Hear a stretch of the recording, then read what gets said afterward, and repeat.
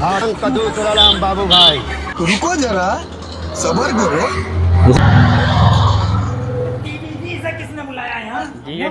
Hello, বলছি কালকে যে তোকে যে লোকটাকে আমি তোর হাতে দিয়েছিলাম সেটা ঠিকঠাক জায়গায় আছে তো? ঠিকঠাক ভাবে রেখেছিস তো? আমি যাই দিয়ে ওর অপারেশন করবো। বলছি আজকে একটাকে পেয়েছি, আমার কাছেই বসে আছে, আমার পাশেই বসে আছে, বুঝলি? হ্যাঁ, ওই ছাগা বাগা জামা পরে আর জিন্সের প্যান্ট পরে আমার কাছেই বসে আছে।